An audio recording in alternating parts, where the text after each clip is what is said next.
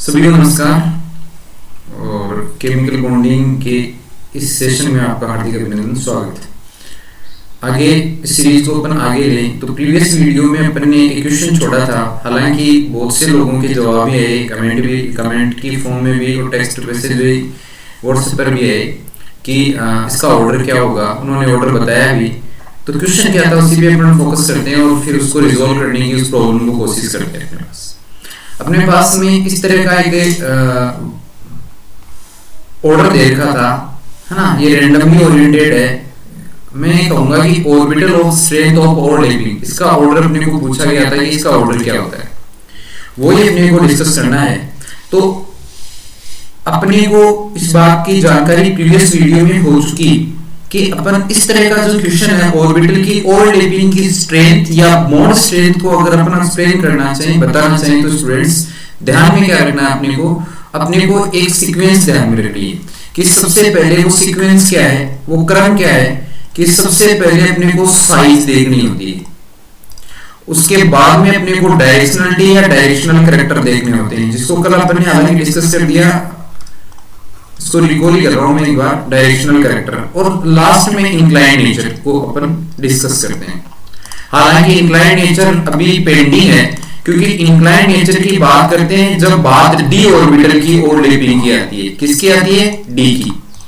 तो मैं यहां पर अपना ये वाला जो क्वेश्चन है, इस क्वेश्चन में मैं डी ऑर्बिटल को यहाँ डी ऑर्बिटल की किसी भी तरह का कंसीडर नहीं कर रखा है डी ऑर्बिटल को। इसका मतलब मैं इंक्लाइंड नेचर को कैंसिल करता हूं।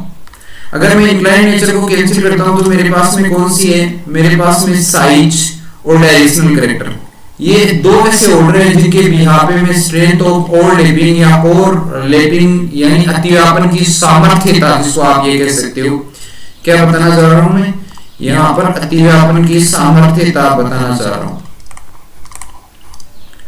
अतिव्यापन की सामर्थ्यता को डिस्कस कर रहे हैं अपन।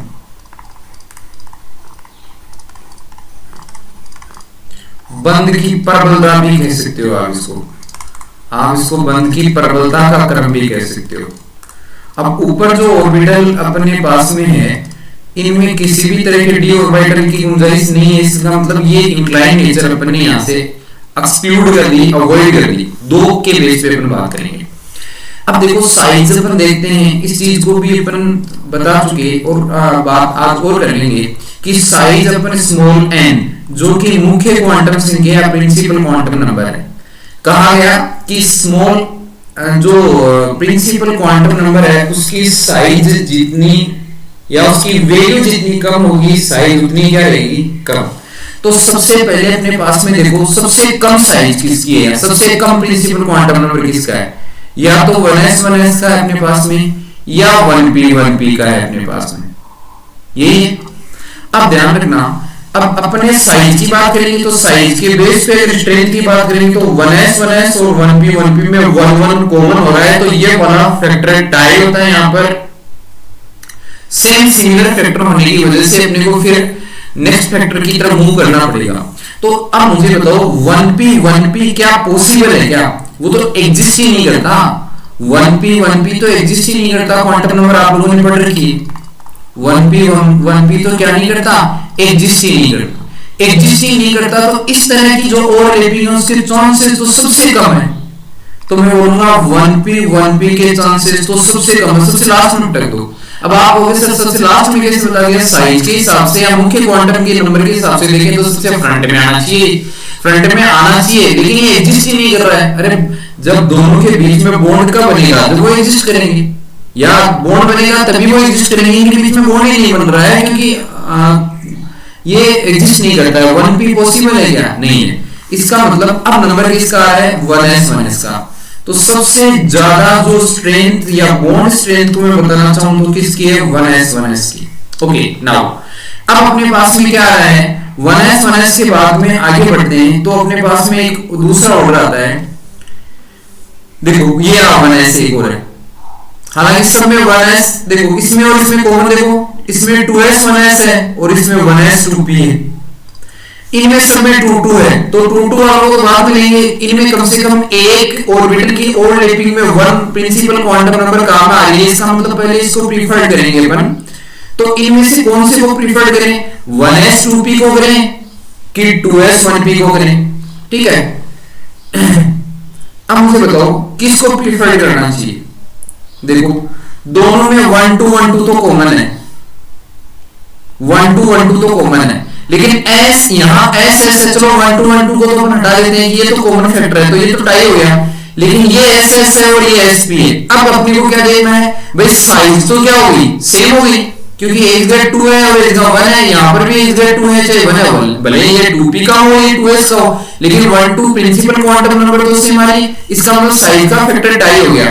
तो फिर क्या देखते हैं, डायरेक्शनल कैरेक्टर। तो डायरेक्शनल कैरेक्टर किसका ज्यादा है, इसमें s है नॉन डायरेक्शनल है, इसमें p है जो एटलीस्ट एक तो डायरेक्शनल है, और इसमें क्या है दोनों ही नॉन डायरेक्शनल है, इसलिए प्रीफर्ड किसको करेंगे अपन, 1s 2p को प्रीफर्ड करेंगे। किसकी बजाय 2s 1p की बजाय इसको अपन प्रीफर्ड ज्यादा करेंगे, ठीक से, कोई दिक्कत नहीं।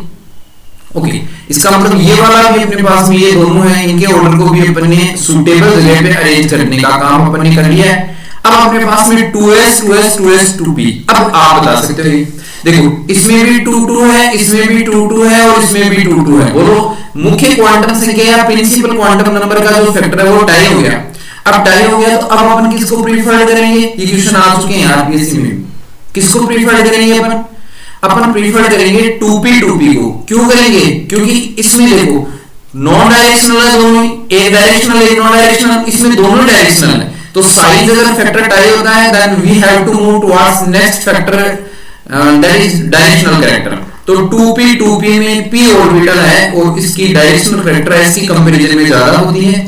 फिर अपन ने 2s 2p को डिस्कस कर लिया और फिर अपन ने किसको डिस्कस कर लिया, 2s 2s को, ठीक है। ये थोड़ा नीचे की तरफ रह गया, इसको मैं हटा देता हूं। जो अपन ने लास्ट में सबसे कंसीडर किया था, जो एग्जिस्ट नहीं कर रहा है, 1p 1p। तो मेन चीज जो यहाँ पर ये जो क्वेश्चन बन रहा है, इसको मेन जो समझाने का आपको था वो ये था कि क्या 1p 1p में क्या पकड़ते हैं, किस चीज को आप लोग पकड़ कर उसका आंसर देते हैं, यही उचित था बताने का।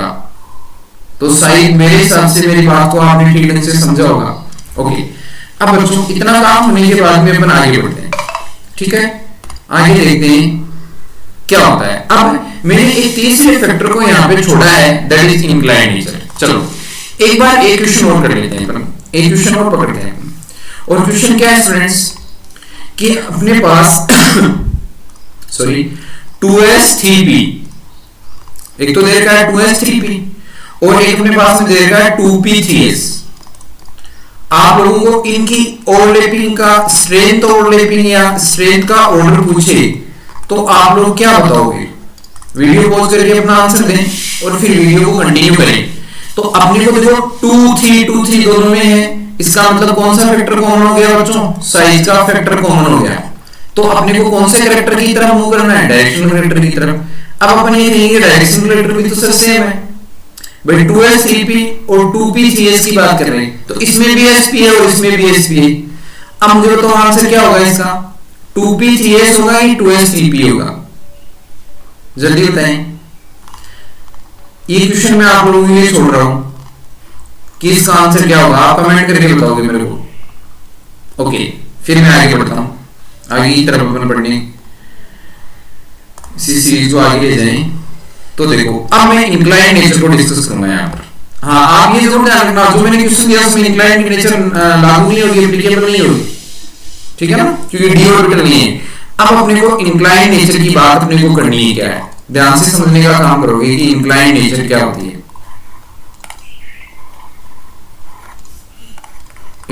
इंक्लाइंड नेचर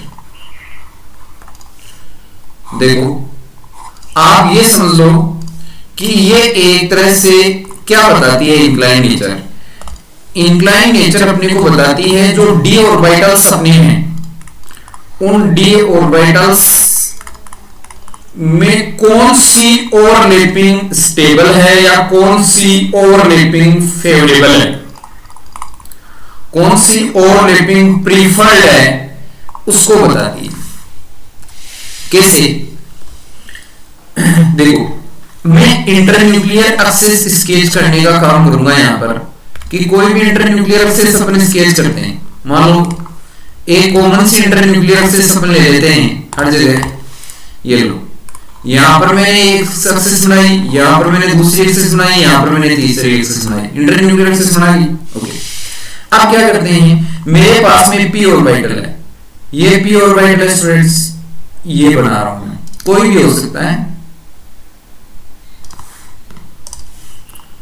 और इस पी ऑर्बिटल में मान लो मेरे पास में इंटरन्यूक्लियर एक्सिस जेड एक्सिस है, ठीक है, ये एक्सिस कोई सी भी मान लो जेड है, और मैं यहाँ पी एक्स की बात कर रहा हूं, तो यहाँ पे प्लस है, यहाँ पर प्लस है, यहाँ माइनस माइनस, ओवरलैपिंग हो रही है। ओके, कोई बात नहीं।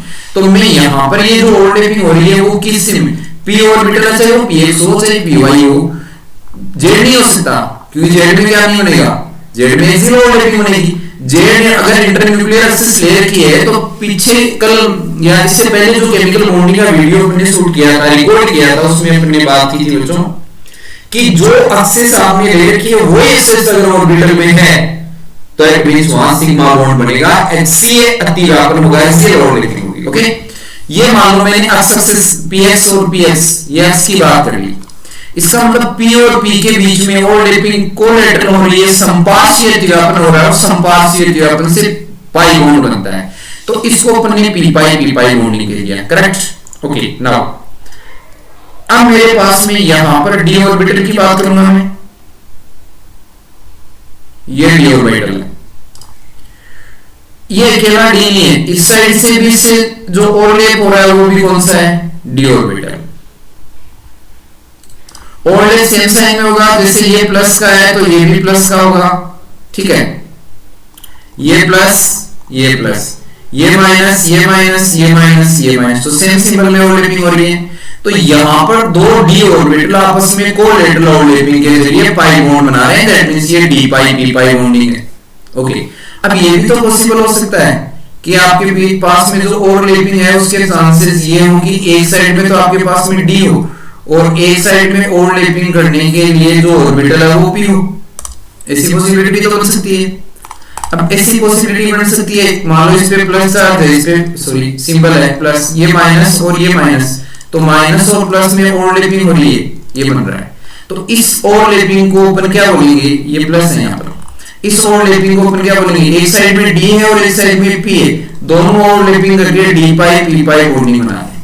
अब ध्यान देना, मैं कह रहा हूं ये मान लो अपने पास में न्यूक्लियस है, न्यूक्लियस को मैं यहां पर बनाना चाहूंगा, ये यहां पर देखो, ये इनकी बात कर रहा हूं। अब मुझे बताओ इन ऑर्बिटल के न्यूक्लियस से आप यहां सेंटर पॉइंट से मान लो डिस्टेंस बहुत कम है, और डिस्टेंस बहुत कम है स्टूडेंट्स, तो डिस्टेंस अगर कम होती है तो एक चीज होती है रिपल्सन होता है, प्रतिकर्षण होता है, और वो प्रतिकर्षण क्या होता है, ज्यादा। तो मैं कह सकता हूं यहां पर जो रिपल्सन है वो क्या है, मैक्सिमम रिपल्सन है, मैक्सिमम रिपल्सन है, प्रतिकर्षण ज्यादा है, और प्रतिकर्षण के दोनों पास पास है तो न्यूक्लियस न्यूक्लियस के बीच में प्रतिकर्षण क्या है, ज्यादा है, और ज्यादा होने के कारण अगर रिपल्सन बहुत ज्यादा होता है तो स्टेबिलिटी क्या होती है, कम। इसका मतलब इसकी गुंजाइश कम रहती है बनने की या ओवरलैप होने की, है ना। अब यहां पर देखो, यहां इतने ज्यादा दूर है कि रिपल्सन की तो छोड़ो, रिपल्सन की तो बात ही क्यों करो, अट्रैक्शन भी नहीं है यहां तो, और जब दो ऑर्बिटल के बीच में अट्रैक्शन नहीं है तो भी ओवरलैपिंग क्या होगी, इफेक्टिव नहीं होगी। यहां ओवरलैपिंग तो होगी लेकिन न्यूक्लियस के बीच में रिपल्सन नहीं है, यहां तो बहुत कम, ये ओवरलैपिंग जोन ही बहुत कम बनता है, ठीक है। d पाई p पाई ये इंटरमीडिएट कंडीशन है, ये मध्यवर्ती अवस्था है, इट मींस यहां पर सबसे ज्यादा पॉसिबिलिटी होती है बॉन्ड बनने की, ठीक है। अब आपसे कोई पूछे तो बताएं ऑर्डर क्या रहेगा, तो ऑर्डर के बारे में डिस्कस कर लें कि क्या ऑर्डर रहेगा। ध्यान रखना, अगर बॉन्ड स्ट्रेंथ या स्ट्रेंथ और ऑफ ओवरलैपिंग की बात करें तो यहां पर अब मैं कहूंगा इंक्लाइन नेचर, बात इंक्लाइन नेचर की चल रही थी उसको मैं क्लियर करना चाहूंगा, इसकी होती है इंक्लाइन नेचर। इंक्लाइन नेचर किसकी होती है, d पाई p पाई की। इसका मतलब यह हो गया कि इसमें इंटरमीडिएट सिचुएशन होती है, ना न्यूक्लियस बहुत दूर होता है कि अट्रैक्शन ही नहीं हो, और ना न्यूक्लियस बहुत पास होता है कि रिपल्सन बहुत ज्यादा हो। तो इंक्लाइन नेचर किसकी होती है, d पाई p पाई बॉन्डिंग की। मैंने स्टार्टिंग में बताया था कि इंक्लाइन नेचर d ऑर्बिटल जिनमें से एक कोई एक d ऑर्बिटल हो उनकी ओवरलैपिंग को बताती है कि कौन सी ओवरलैपिंग है जिसमें रिपल्सन कम है, जिसकी वजह से वो स्टेबल हो सके।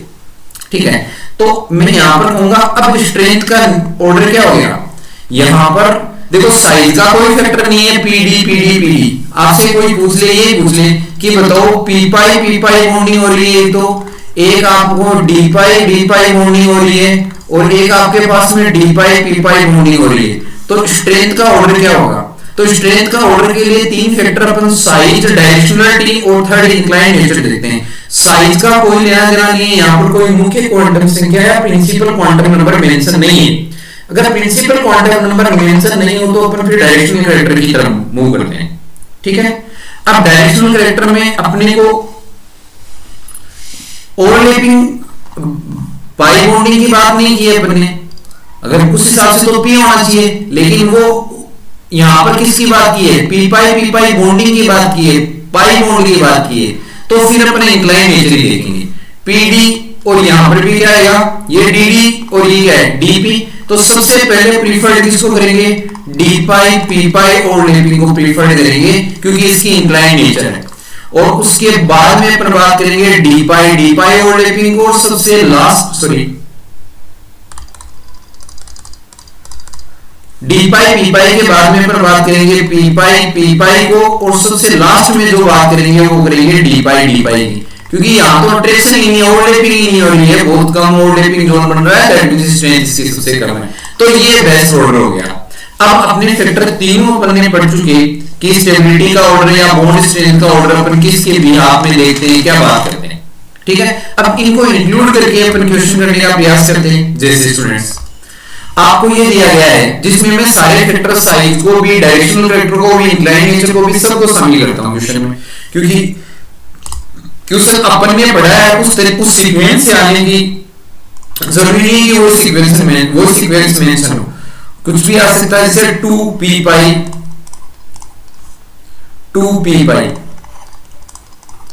रैंडम बता रहा हूं एक बार, इनमें से अपने को पिक करना पड़ेगा, सिलेक्ट करना पड़ेगा। 2p पाई 3p पाई, फिर अपने पास में आ रहा है 3p पाई, ये 3p पाई, फिर अपने पास में आ रहा है 3px, और ये अपने पास में आ रहा है 3p पाई 3d पाई, और सबसे लास्ट में अपने पास में आ रहा है एक मिनट 2p पाई 2p पाई 3p पाई 2p पाई नोटस, या 3p पाई 3p पाई 3p पाई 3d पाई, और 2p पाई 3d पाई, और लास्ट में है 3d पाई 3d पाई। इनके बीच में बताना आपने को। अब देखो हर जगह अपन ने क्या देखा, अपन ने ये देखा कि हर जगह 2 या नंबर न्यूमेरिक वैल्यू दे रखी है, और numeric value principal quantum number को रिप्रेजेंट करती है। तो अब साइज का मैटर आ गया। अब मुझे बताओ सबसे छोटी साइज किसकी होगी जिसका प्रिंसिपल क्वांटम नंबर कम होगा। तो देखो एक तो आपके पास में यहाँ पर दोनों ही 2 हैं, तो सबसे छोटी साइज इसकी होगी, और जिसकी छोटी साइज होगी ये ओवरलैपिंग, ये ऑर्डर किसका है, स्ट्रेंथ ऑफ ओवरलैपिंग। अब स्ट्रेंथ लिख रहा हूं मैं, वो स्ट्रेंथ ओवरलैपिंग भी हो सकती है, वो बॉन्ड की स्ट्रेंथ भी होगी, क्योंकि ओवरलैपिंग की स्ट्रेंथ होगी वही बॉन्ड की स्ट्रेंथ होगी। ठीक है, अतीब आप कह सकते हो ओवरलैपिंग की स्ट्रेंथ कह सकते हो। अब यहां पर 2, इसके अलावा कहीं पर 2 है, देखो एक जो और है, एक तो ये रहा और एक ये रहा, ये लो, बाकी 3 है। इसका मतलब दोनों जगह 2 है, तो दोनों ही जो ऑर्बिटल पार्टिसिपेट कर रहे हैं उनकी मुख्य क्वांटम संख्या प्रिंसिपल क्वांटम नंबर सबसे स्मॉलेस्ट है, दैट मींस सबसे ज्यादा स्ट्रेंथ की ओवरलैपिंग इसमें होगी 2p पाई। ये तो अपन ने मेंशन कर दिया। अब देखो यहाँ 2 3 है, यहाँ 2 3 है, ये फैक्टर टाई हो गया। अब यहाँ p पाई है और यहाँ p पाई d पाई है। आप मुझे बताओ किसको प्रीफर करते हैं, ये इंक्लाइन नेचर आ गई, इंक्लाइन नेचर आ गई तो किसको प्रीफर करेंगे अपन, 2 देखो 2 और 3 तो कॉमन है, 2 और 3 तो कॉमन है, बच गया p पाई d पाई, बच गया p पाई। तो अपन ने देखो अभी ऊपर पढ़ा है, देखना किसको प्रीफर करते हैं, पहले किसको प्रीफर करते हैं, पहले d पाई p पाई को प्रीफर करते हैं। ठीक है, और ये क्या है, पी पाई, तो इसको बाद में प्रीफर्ड करते हैं, इसलिए श्योर सी बात समझ में आ गई होगी आपके। यहां पर मैं पहले किसको प्रीफर्ड करूंगा, पहले मैं प्रीफर्ड करूंगा 2p पाई 3d पाई, 2 और 3 यहां पर मुख्य क्वांटम संख्या प्रिंसिपल क्वांटम नंबर कॉमन है, और ये 3p पाई। इसका मतलब ये है, ये अपने ये तो किसके बेस पे किया, ये तो अपने के बेस पे किया, और ये किसके बेस पे किया, ये इंक्लाइन नेचर के बेस पे किया। ओके, अब देखो, अब बात चलते हैं। अब देखो क्या हो गया, 3 आ रहा है, सब में साइज का फैक्टर कॉमन हो गया, और साइज का कॉमन हो गया तो फिर डायरेक्शनल कैरेक्टर देखते हैं, जिसकी बात अपन यहां पर करेंगे नहीं। अब अपने इंक्लाइन नेचर पे चलते हैं। अब देखो ये पी पाई, ये पी पाई डी पाई, ये डी पाई, तो ऑर्डर वही हो गया, पहले पी पाई डी पाई, फिर पी पाई और लास्ट में डी पाई।